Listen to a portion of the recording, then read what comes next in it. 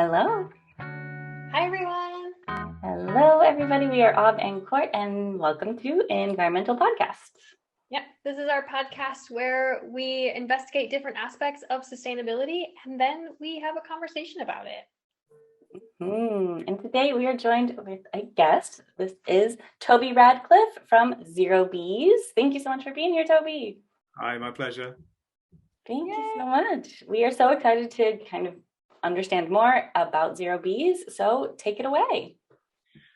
Thanks. So ZeroBees is a mission-based startup. We're here to really help small and medium-sized enterprises understand and meaningfully reduce their carbon emissions, both their direct ones and across their value chains. And we're using tech to overcome what we see as the multiple barriers to SMEs really understanding and taking action around decarbonisation. And that tech kind of helps us do three things. So first, it helps us scale, and that's super important because it means we can be affordable for SMEs. Second up, we're using distributed data across the supply chain. So that means it's both easier for their SME to get their footprint, and it means the data is accurate and meaningful for them, which means they can actually make plans that are going to make a difference for them. And third, we see a lot of SMEs feel disempowered around carbon. So we want their choices to be really powerful.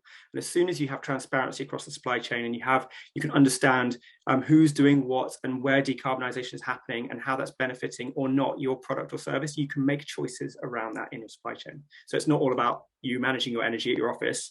That is one thing. It's also about how you can influence what happens outside of your organisation. Wow. Really cool. I'm really interested about the transparency across the supply chain, and specifically how you I think we have a lot of questions around carbon accounting and what that looks like, and like how do you help brands figure out their supply chain carbon footprint? Yep. It's a really good question. Lots of the brands and the companies we work with actually go on quite a discovery around their supply chain. It's like they think like on day one, it's like this is our supply chain, and you start digging into it. It's like, where does that come from, and what country is that, and where do you source that from? And there's a lot of knowledge to a certain point, but generally it's to the economic cutoff, to where it's like I've got a supplier who sells me this. But then past them, it's like where does that paperboard come from? Where the avocados from? Who's supplying what? How are they made? So yeah, a lot of the more sustainable brands have got a better handle on it. But even there, where you see a very front and center, it's about nature in a product. There's still I think going through an exercise of actually understanding your supply chain in a meaningful way is a really powerful thing, just to start getting you thinking about what are your impacts at a wider level. Whoa. Do you ever encounter like challenges where there are kind of blank spaces, Yeah. I mean, I think one of the really obvious ones is in food and beverage, where people are buying commodities. So oranges, I've just bought some oranges, and someone's sourced oranges for you, and then it's gone into a process up in your supply chain. Who knows, where's that from? That could be literally from anywhere, so that's one problem. Is if you don't know the farm where something's grown in your F&B supply chain, then it's very difficult to control or have a handle on that. So that's something we always encourage, is actually we look for those stories or really understand where you can get back to point of origin. But yeah, there's lots of areas where information isn't there, especially on a first look. But I think it's important to start asking questions. It's always a good starting point is to know what you don't know, because if you're not asking the questions, you're never going to start uncovering the truth about what you actually have in your supply chain. True. Very, very true. Yeah. We had one of our very early podcasts, we researched kind of sourcing, and that was really kind of the main thing that we found, was that so many brand owners just didn't feel empowered to ask those questions, or just kind of assumed that they didn't need to. And that was our main takeaway: ask questions. Yeah. Always ask. And ask in multiple ways. That I think was also really interesting, was like somebody, because sourcing is so complicated, like you could ask a question, and especially if you're dealing with cultural differences or sourcing from a different country, you might get a different answer if you ask several different ways. And I thought that was a really interesting takeaway too. Yeah, a lot of it's down to the person you ask as well. So quite often, like every organization, you have people who know things and others that don't. So I agree. Different angles of getting in there is interesting. And it's from our point of view, because we're specifically interested in carbon, but actually the halo effect is you get to know a lot of other things. It's a jumping off point, and it's more measurable than other things. But actually, if you're looking for a kind of a wider supply chain impact, you're asking about carbon can be an interesting entry point, because you're asking specifically about their energy intensity often, not always, but or other carbon intensive processes. But those are things that your supply chain should have a handle on. So it's not like you're asking a labor question or something that could get ethically quite messy really quickly. You're actually asking for data that they should be managing for costs, if nothing else. Good point. Yeah, it's true. So if you frame it like you're asking about their data, it's a bit different than,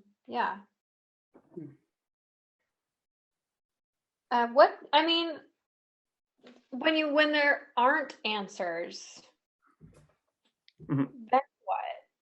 Like you can probe and probe and probe, but sometimes there isn't an answer.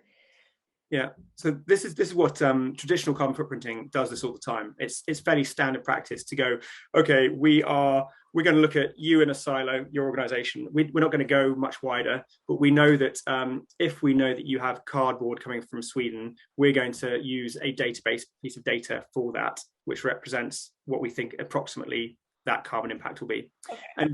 And that's okay, except that when we look at the databases, a lot of them are, although they're science-based, which is brilliant, but a lot of them aren't that specific to your supply chain. So they're generics for either a region, they won't be very specific to necessarily the process that your supplier is now using. It might have been done 10 years ago. It was a point practice in a factory somewhere. So it's built on a lot of assumptions. So having primary data is much, much better in every case, but there is always backup data there or proxies to be used, which is what is standard today. Okay, so if there are holes, then you use proxies. Yeah, it's just trying to get fewer proxies, and in the material areas, really driving forward and getting more material data, more primary data. Okay, cool. And kind of maybe a less of a hard-hitting question, but like, can you tell us about why it's called ZeroBees? Yeah. I think if you ask Martin, my co-founder, and I would probably give different reasons. Okay. So actually, Martin came up with the reason with the name, and it was because, and I say glibly, but apart from the fact that it was one that was available as a website and trademarkable, which is always a challenge, it was about net zero. So that's the zero, and then we're working on it for you, like trying to make it easy for you. So we're like the bees, right? So it's ZeroBees. But when he actually presented it, it was like, oh, that's interesting, ZeroBees, because my mind went straight into biodiversity, and went, right, we're trying to stop ZeroBees happening, and that's a little bit of it, because yes, we start today, we're about carbon accounting. This could easily kind of evolve into disparate, distributed data collection around other things, including biodiversity. That's the kind of other critical issue of our time. But right now it is carbon focused because the measurable things are there. Biodiversity is a super hard thing to measure right now, let alone collect data on from your supply chain. So that's what it is, supposed to be net zero and working. And also biodiversity. Yeah, long term. I mean, we do when we think about our process, we're not kind of carbon myopic, so we don't just, even though we are measuring carbon, we try to present it and frame all the recommendations and the conversation around it in terms of circular economy and what are your other impacts. So it's not just about we've got to drive down carbon at all costs, because actually that might present you a place where you're going plastic versus natural products. So it's there's a very interesting driver in carbon footprinting that isn't that you do need to have it in context of a wider narrative. Yeah, of course. And when we're looking at your site, it says how it works, and then it says answer some questions and integrate your accounting software. That was something we found really interesting, because I think Courtney brought it up right before we jumped on a call with you, is why integrate the accounting software? So the when we look at your full value chain emissions, so we do still look at your scope 1 and 2, and we look at your what you've bought and what you sold. So the quickest way, not the best way, but the quickest way to get a handle on what's in your supply chain is to look at what you spent money on. Mm-hmm. So looking at to make it easier for you, getting a anonymized if necessary, but a download of what you spent money on in the last year or your baseline year is going to tell us where your money's gone and which services, which products, which providers you've spent money with. And that starts the conversation around, okay, we know that your main business is an X, so we expected to see X, Y, and Z being large proportions of money going to these providers. But actually, all these other sundries or services or professional services that you're using, what are their impacts? And so we can pull apart quite quickly from that what's material in a financial sense and what's less material, and we can use more aggregate data for. But it does actually drive out other things. It's like, when we talk to you about our main challenges or our main activities, we forgot to mention X, Y, and Z, which kind of come through quite clearly on your purchase ledger. So it's a good way of kind of getting a standardized insight into where spend has gone. Cool.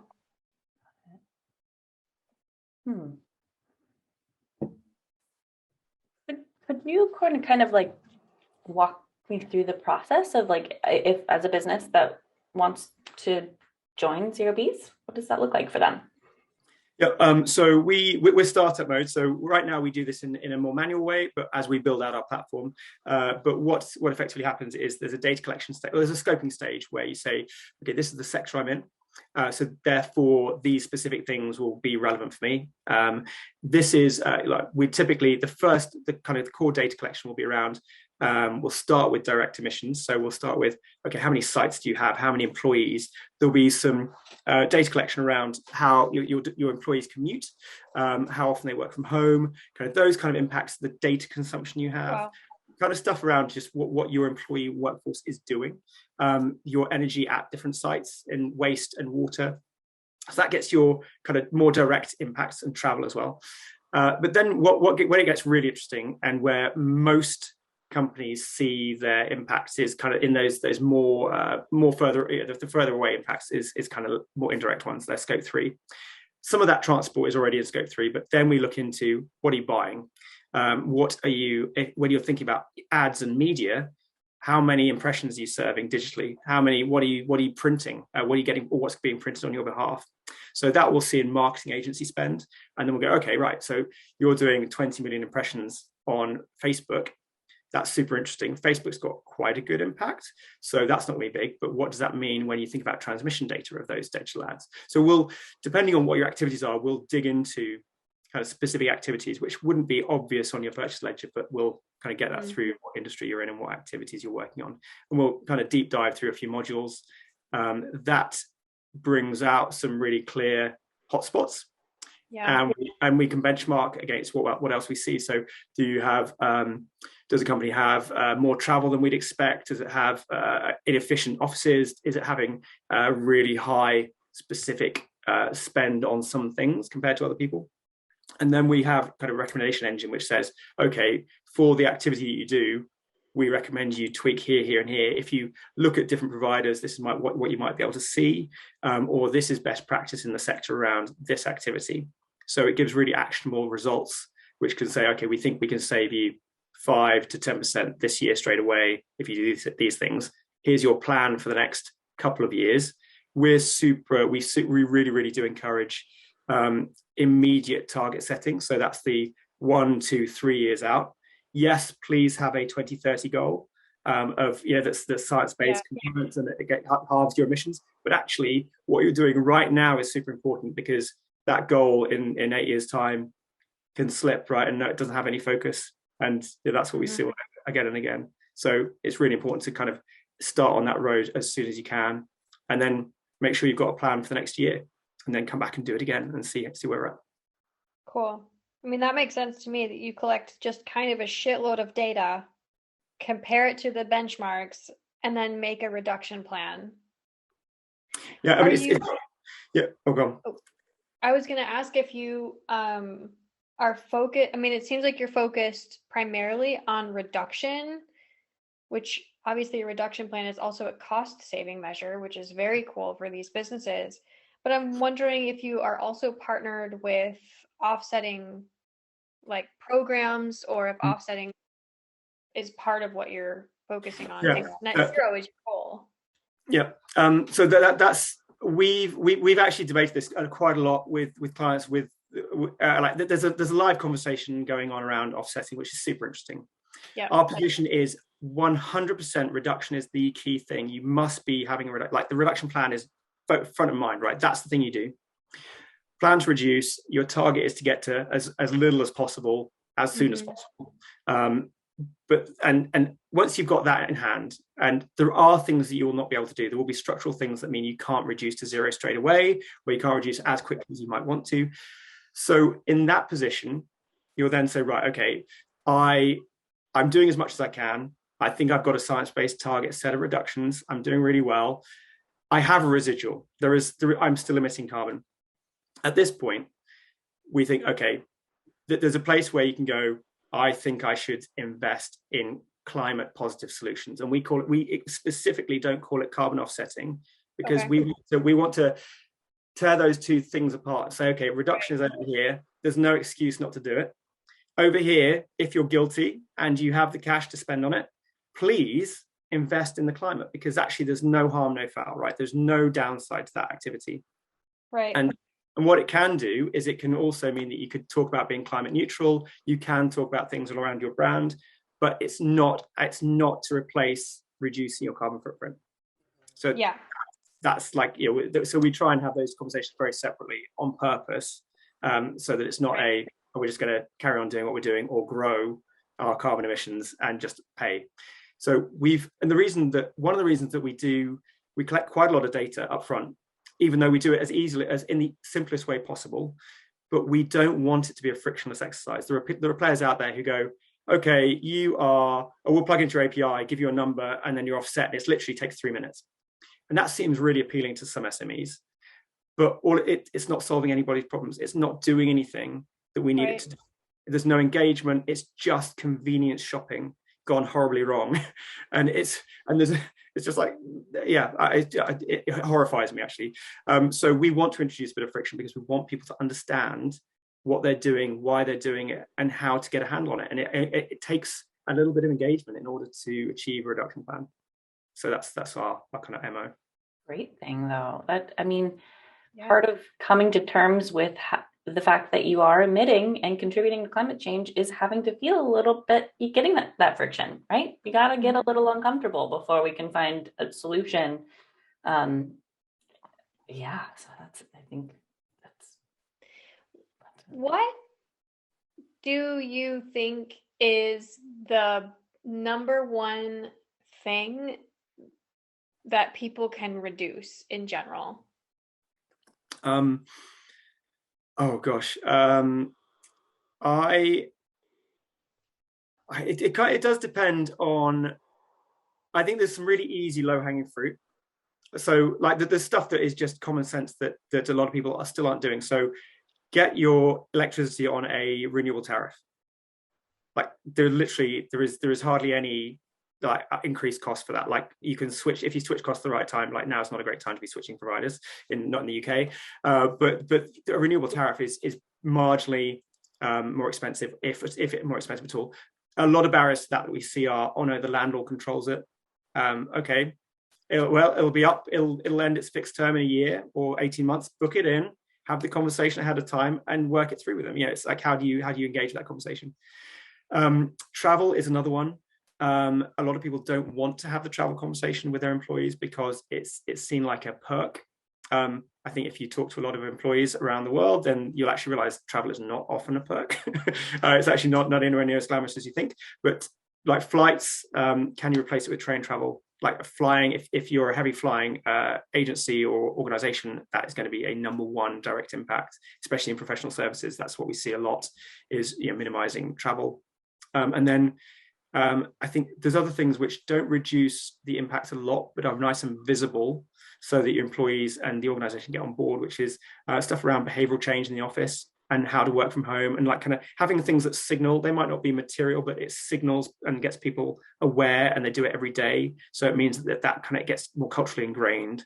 So I think the kind of employee engagement side of it shouldn't be missed, because that's where you'll get lots of ideas to how to solve the big stuff, is when you're kind of the people around you are also thinking about it and working on it.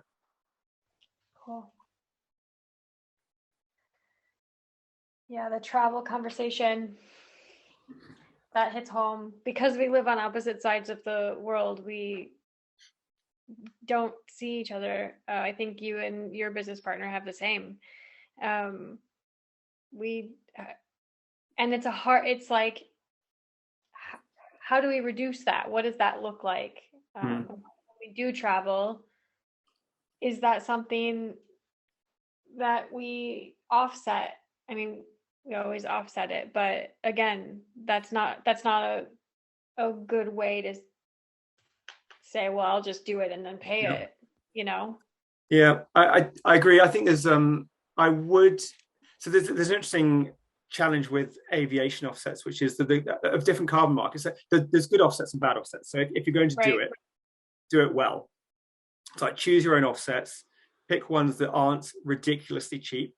So right now, aviation offsets, the marketplace there is like a fraction of the cost of other markets, mainly because it's subsidized. So depending on, like, I'd always be a bit wary on how an airline is offsetting or talking to you about offsets, because they have access to a hyper cheap carbon market. And if we look at like the EU environmental trading program or the UK one, they're trading like £80 a ton, or nearly $100 a ton at the moment. So that's and the forecast suggests that actually, if we get all those externals in, they should ratchet up to 250, 300. So they're still underpriced, but they're much higher. Even the voluntary market today, you can buy offsets for not very much. So when you're looking at offsets, make sure they are robust, accountable, accredited. You know, they are run by not Wild West. They're actually kind of validated, and that you're paying a decent amount for them, because actually at the end of the day, if you underpay for carbon offsets, what's that telling the market? And you know, just if you're buying them too cheaply, is that going to work? It feels a bit short. You're just kind of making yourself feel better. That's not helpful. That's not helping anybody. Yeah. Yeah, indeed. Yeah, travel is a difficult one. I think you just have to decide between when it's a luxury and when it is a necessity, and kind of work around that. It's hard. It's very emotive, especially with we're all globalized and have family everywhere now, and it's very difficult to marry those two things. So offsetting while we all start moving continents again might be the thing to do in the short term. Yeah, that's something I personally struggle with, because I'm an expat. I live on a different continent than everybody in my family and all of my friends, and that's a challenge. It's like the guilt over traveling or never seeing the people I know and love, or my business partner. Yeah. Well, maybe for you, it's the choice of how often do people come to see you, which is multiple trips, versus you going and seeing lots of people in bulk. And that might be a halfway. Yeah. That's kind of where we're at, right? But it's good to have like a nice, like, because to focus on the climate investment and kind of marrying those two things, not in a way. At Dandelion, we are part of 1% for the Planet, and we give to Fund for Forest, which interestingly, they also do not talk about offsets in the same ways as you are. They are being like, we are not offsetting, to be clear, we are building regenerative and biodiverse spaces. And that's the best schemes that you can invest in will not just be about carbon, they'll also be about social benefit and biodiversity. Yep. They'll have all these co-benefits, which is awesome, right? So that's what a great, why wouldn't you want to invest in that? Yeah, exactly. So I guess then to go back to a question was, so you're getting people reduced as far as possible, but okay, we exist on this planet, so we have a footprint here. Mm-hmm. Do you have people or projects that you suggest to your clients, or a network that you work with? So we don't formally partner with anyone, because the voluntary carbon market specifically is a bit Wild West. There are lots of improvements happening in it. There's a few champions in that market who are really taking to heart kind of, we need to assess, make sure that we are robust, and kind of make sure the bar is high. So we would typically people like Gold Standard and Verified Carbon standards. Those guys have registries. They're really robust. They're science-based. Those are the people that we trust right now with carbon markets. There's a lot of less regulated. I mean, it's not a really regulated sector. There's lots of less transparent, less well audited. It's a slippery slope, which we wouldn't go near. So I think we choose from a very small pool of carbon projects right now, carbon credit projects, which is sometimes that's limiting, right? Because actually for brands, they want something that's really linked to their ethos, in the right country, aligned to their values. And it's so you do have to kind of look around to make sure you're finding something that can really make a nice brand story too. But generally, they're out there. You can still find something that you might just have to think a little more laterally at how it fits in. Yeah, it takes time to find the right project for sure. We had one of our clients actually recently. They couldn't decide, like when we were talking about which one would you like, which one are you thinking about. So they put it to an employee vote, which I thought was a really nice way of doing it. So they ended up out of 3 schemes, they ended up investing in all of them, but just proportionately to how people voted. So I thought, wow, that's really nice. Smart. Getting employees engaged too in the process, and wanting to be conscious of their part in it. It's good. It's a good way of talking about it with your team. Yeah. Wow. Yeah. I am a little curious about your free calculator. We were looking at it. This is detailed information to try to find. So that only went live a couple of days ago. A bit of a beta test. So what we're going to do is signpost it slightly differently, because there's lots of detail in the middle section which nobody who goes on it will ever use or have. Right. So really, we're going to delete the middle section, which is all about the other fuels you might have on site, because no one has those ever. Yeah, the agricultural stuff. Yeah. So that was what would it be if we asked all the questions we needed to? We're going to just strip it out and get rid of it. But because it should be, what's your energy, what's your gas consumption on site total? What's your electricity consumption on site total? Is any of it green, right? Renewable, yes or no? And then what's your, and that's basically it, because for most organizations, their scope 1 and 2 is very, very limited. And even the transport in that calculator, which is direct and owned emissions, a lot of SMEs don't have that unless you have a delivery service or you own or rent vehicles. So that's not relevant either to most people. It's just how to make the calculator streamlined so that people can see it. But good feedback. Yeah. Well, it's also really cool. It was I want to fill this out, but I don't really know how, but I want to. Yeah. You could probably get your impact, your scope 1 and 2 impact in there, in probably 3 of those boxes, and you'd be done. But then you wouldn't have your if you had work travel, that wouldn't fall into scope 1 and 2, which is our next build, is the direct impacts, which would include some scope 3 things, but the things that we typically think is direct, like employee commute, travel for work, things like that. Often people put paper in that category as well, like things you buy for your printers. Can you define scope 1, 2, and 3? Yeah, scope 1 and 2 and 3 are, I must say, for most conversations, they're not very helpful. They're a bit arbitrary, but they align to, so it's greenhouse gas protocol kind of language. Scope 1 is fuel that you burn on site, which is directly controlled by you. So for most of us, that is gas. So it's the only thing that we have is space heating, it's gas. For some of us, it might be, it might be our, let's just leave it at gas. It's just gas. Scope 2 is basically just fuel that's burnt for you to then import, which is electricity. So coal or gas or nuclear or wind turbines somewhere go round, you get electricity in. If it's coal or gas, then it has a carbon footprint. If it's wind turbines, obviously it doesn't, so it's renewable, so it comes in at zero. But those are basically, I mean, there's lots of other stuff that kind of goes in, but it's very fringe. Those are basically your scope 1 and 2 for most people. Okay.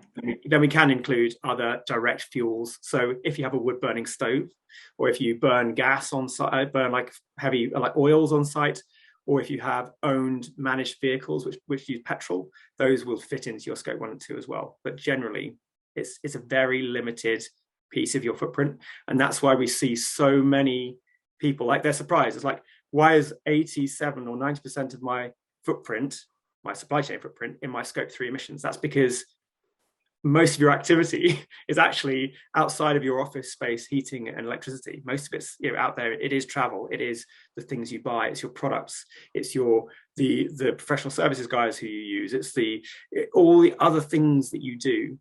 All those other activities is your scope 3, and every piece of it, as it gets further away from you as well. That makes sense. Wow, thank you. We hear that language a lot, but it's unless you're working in it every day, it's like you're saying, a bit arbitrary for. It is, and that's why we talk to a lot of people. Talk to us about, we set a target around our direct emissions. It's like, that's really interesting.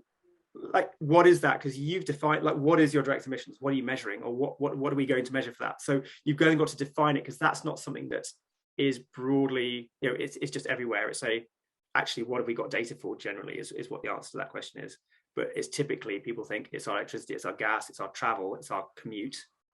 It's a few other things that we can get to grips with quite a lot, but it's not our lawyers, our data, our ads. Mm-hmm. It's quite it's just a boundary that we've drawn and said, this is direct. So that's quite. So we see that when we see claims, that's quite an interesting thing to be aware of when you're going public with a claim. Is like, we're reducing our operational emissions. Like, what does that mean? Let's just check. Is it scope 1 or 2? Is it more? If it's more, great. Let's define it and really call it out. That's a good way to put it. That's like kind of like helpful for greenwashing language, I guess, also, because we are defining we're offsetting our operational emissions. What does that mean? So when you say we are climate neutral, for what are you climate neutral for? Like, what is it that you've offset, if you've offset what? So it does, because it gets a bit murky. So although the scope 1, 2 and 3 are a bit arbitrary and a bit technical, they are quite useful as it's clearly defined. Whereas we get into the whole territory of, we've offset X, Y, and Z. It's like, well, that's interesting, but if are you not telling me that this other thing in your emissions, if it is material and you haven't documented it, you're just ignoring it? Like, what's your rationale for not doing the other things? Right. There's a whole transparency and accountability challenge that kind of crops up there, which is why is that your boundary? And it's completely defensible. You can defend it, but it's just knowing what you know, and really should have looked at what the bigger impact is to then say, okay, this is what we're going to handle at the moment. Cool. Oh, wow. That makes me think a lot about, like, what is your boundary? What are you defining here? And how, like, opened up a lot of questions. New greenwashing language for me. Like, because the scopes feel arbitrary when you're not in it, but the way you just described it is like, it's okay, that's not helpful for me as a marketer, but it's helpful for you as a climate accountant to know this, and this are what we're offsetting. But I guess for I think it comes home to me for, like, the Green Claims Code says, okay, one of the points in there is, are you misleading anybody because you're not talking about something that's material? So that's the thing that you have to watch with that, is like, if you've defined this thing that you're going to do, what is it you're missing? So you need to have looked at everything to then say that it's okay to do this bit or to do this bit first, and then not be kind of disingenuous about why. Right. So I agree. Even an accident. Yeah, even by accident. Yeah. Yeah, that makes sense. And you mentioned about like your Facebook impressions. That's something that you quantify? Yeah, so we've done a lot of work with the media sector and like digital media owners, and their what we found with them was their organization, especially in COVID, like there was hardly any travel. No one was heading off to any like jollies away or going to Cannes or anything like that agencies often do. But what they it really kind of stripped back their operational, I'm going to use that word, their operational impacts. So the office, the commute, the travel, the stuff that they did that wasn't the actual serving the ad. And when we looked at actually because they're a media owner and their main business is that digital ad serving, they're doing not just their own, but they're servicing all of these different campaigns. So they've got massive volume of ads going out, banner ads, video ads, pre-roll, and all of that has transmission energy losses. It has data centers, and yeah, if it's on Facebook, actually, that's probably not the end of the world because they're quite good, but not 100%. And then energy consumption at point of consumption of the device that it's being used on, so the laptop or the mobile phone. So the data center actually isn't the biggest thing of that piece; it's the transmission and the end use. And that's a little bit counterintuitive, because what we hear from Microsoft or Amazon or AWS is that our data centers are they're super efficient, and yeah, they are. They've got the latest tech. They are recycling the machines well. They are, their vertical bit of that chain is really efficient. They're using lots of renewable energy. The problem is getting the data to them, and the mobile transmission data of that data. So it's not. That's why you've got to look at the whole chain and not just think, oh, moving to the cloud is a great move, guys. Actually, the internet is a bit more complicated than that. So how do we understand it as a system, as opposed to just kind of taking a point of it? Yeah, I think that feels like especially relevant because we're a digital marketing agency. That is something that is difficult. We don't know how to calculate all of the views, and we don't do ads at Dandelion basically because of that. Like, it's not always necessary or helpful for sustainable brands, and it's also not that sustainable as for brands or for your carbon footprint. But one impression is absolutely minuscule, right? It's just when you're getting in the realms of hundreds of millions of them, then it starts to accumulate. So and especially when you're doing like video or things that are using a lot of data. Yeah, but it's like, how do you quantify? I don't know. How do you quantify what an agency does? Mm-hmm. Mm-hmm. Or what a brand does, or if that footprint belongs to a person who's holding their phone, like, and how do you make sure that double counted and all of those things? This is absolutely this is the best question. I love this. This is brilliant. So what the way to think about it, this is why scope 1 and 2 is important. So in this conversation, the only things that are you at the end of the day is definitely your scope 1 and 2. Everything else actually is somebody else's. It's a consumer's, or it's another brand in your it's the end product. It's a supermarket. There's so many players. Your scope 3 is always somebody else's scope 1 and 2, always.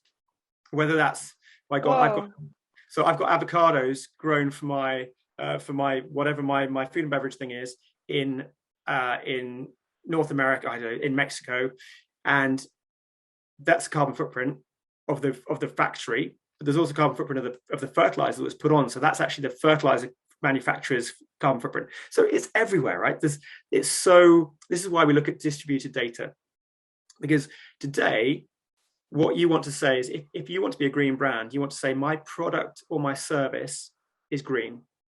That's not just about how much energy I'm using in my office or how much heating I have.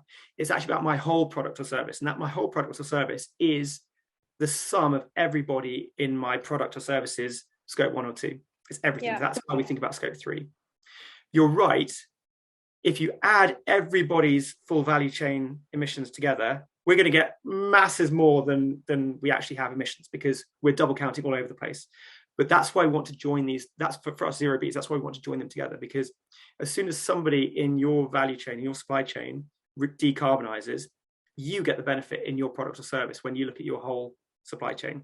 Yeah. The double counting happens is if everybody's offsetting, then yes, we're going to have way more offset for the whole scope 3. We're going to have way more offset. So that's another argument, is actually you should only ever offset for your scope 1 and 2, because everyone else should, in theory, be trying to offset or minimize their scope 1 and 2. But when we're not there yet, definitely first mover advantage, go and be carbon neutral as a brand, as your product or service, because that's what the consumer's buying, right? Or your clients are buying. So for me, there's a time thing, which is once everybody's on the same page, yes, we can just look at the thing here and make choices about who we buy from. But in the meantime, looking at your whole value chain, if you're doing it now, you are a leader in this space by definition, because this isn't happening yet. It's not happening. Yeah. So actually just own your product and say, right, I'm going to do this with my product or service. I own it end to end. I'm going to then work with my suppliers or work with the way we deliver things to make a change to reduce it across my what I can do. But you're right. It should be, we need everybody to be doing, to be focused on our own 1 and 2. Mm-hmm. We need to be taking care of our own shit so that everybody has a net zero. Got it. That's really, really helpful. Yeah, we'll get that soon, right? Hopefully. Yep. Wow. Have you found that businesses that are interested in your services or something similar are already brands that identify as green or sustainable? Or is it brands that are looking to kind of get their foot in the door? Yeah, so good question. There's a few different drivers across the people we worked with and the people we talk to, and that is, for some of them, the driver is that they have a government or a corporate client and a customer. So their end user is a corporate so it's they are, and those are regulated bodies, right? So the government's saying, I want to spend more money with SMEs, but along with that comes, you need to understand your carbon. We need to be talking about your carbon footprint.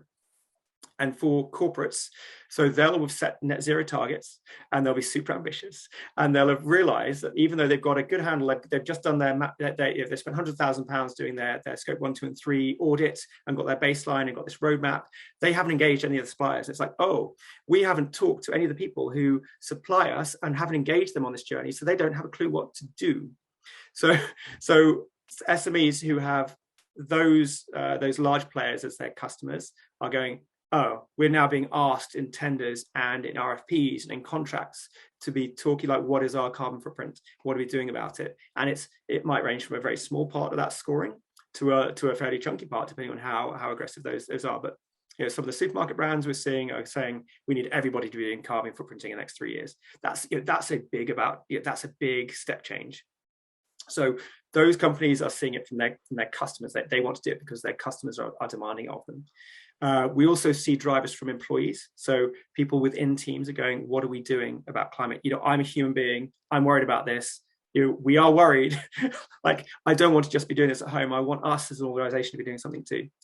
And then we also see it from founders and owners, and just going, passionately, this is what I believe in. I want to do this. But then, we also see it what those brands that have consumer customers. So they are just consumer facing. They've built around a natural product or a sustainability based product or delivery, or they're dealing with e-commerce, which is a very challenging place to be sustainable. But a lot of brands are in that space. Like, though, they're also thinking, okay, how do we move this into a science-based area and not just have it as a brand story? We need to actually have some substance. Yeah, science-based. So lots of which is great. I mean, it's like nice to see lots of different drivers all trying to get to the same outcome, which is good.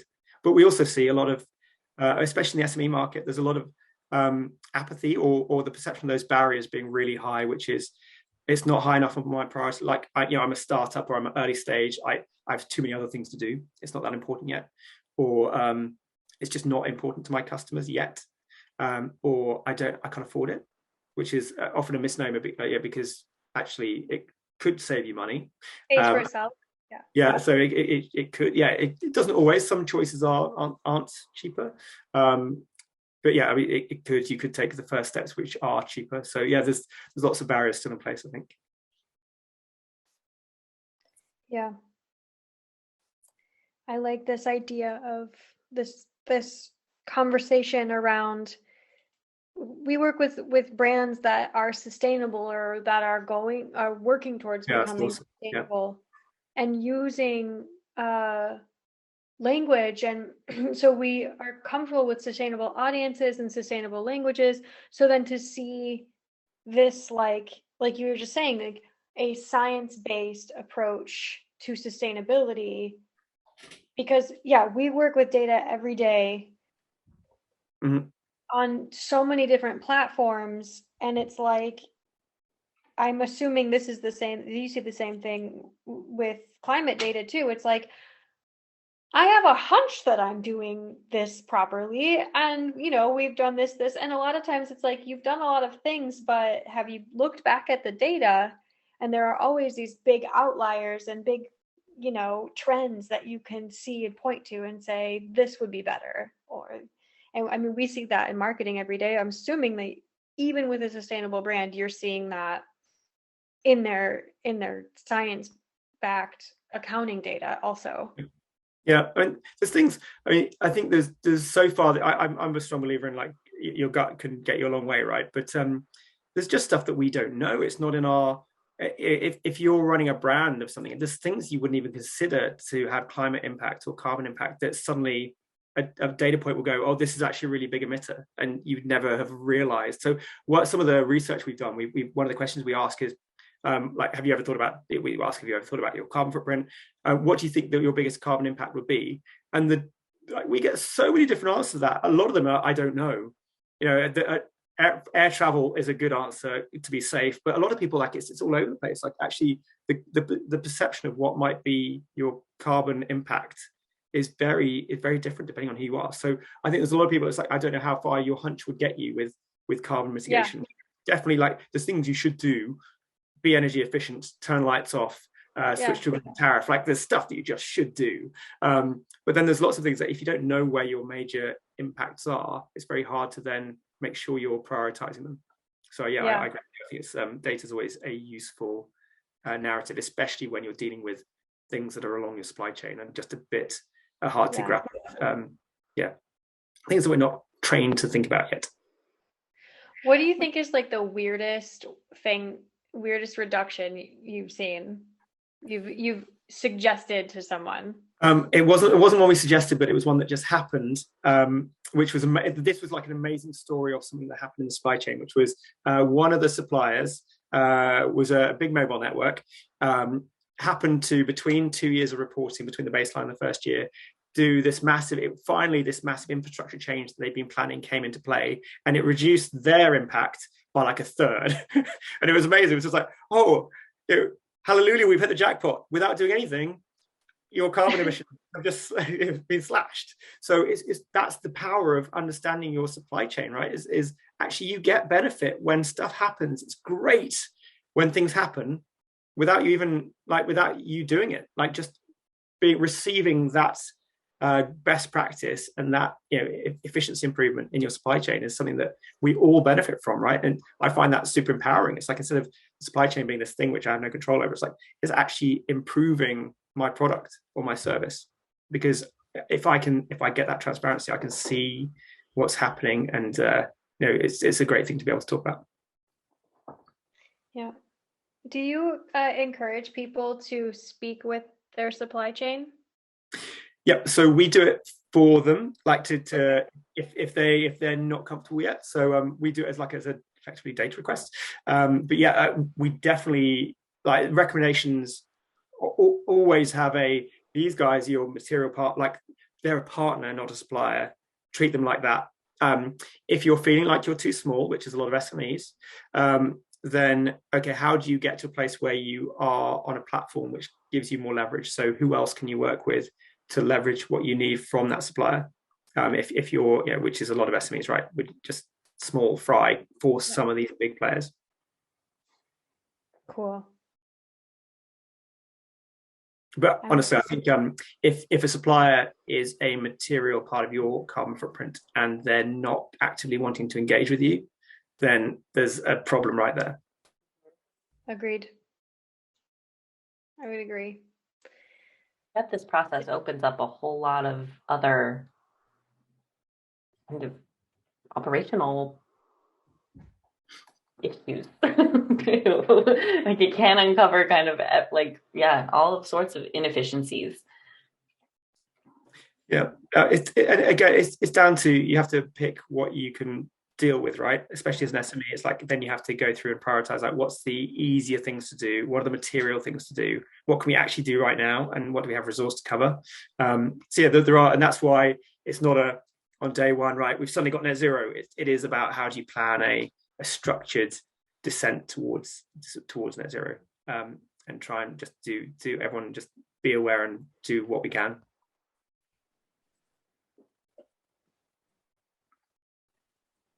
Wow. Yeah. Thank you.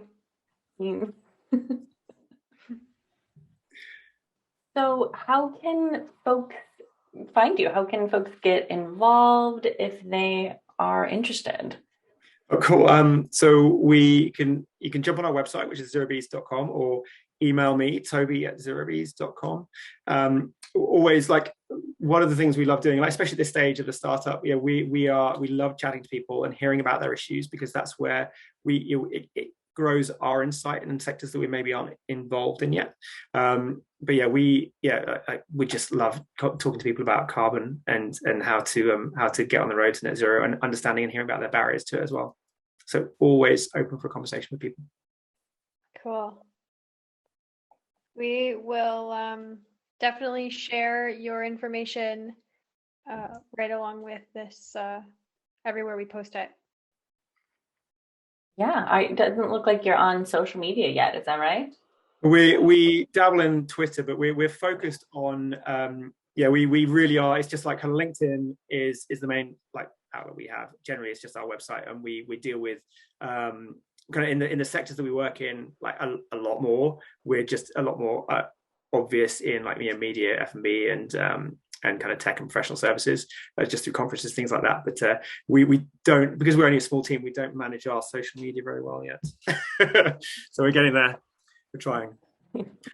slowly. Yeah. It's slow in the beginning. It always is, social. It's like, do I need it? Should I do it? Do I have to put, Shouldn't probably say that as a marketer, but it's the reality for small businesses, It's there's a lot, isn't that is one of the challenges we face, is there's so many things, there's so many, and you've got to kind of, there's a cutoff line, isn't there? I know it's a priority, but hasn't made it to the top 3 this week again. Yeah. Yep. For sure. Okay, well, thank you so much, Toby, for joining us. And thank you, everybody, for sticking around. And if you like this content, please subscribe. See you next time. Bye.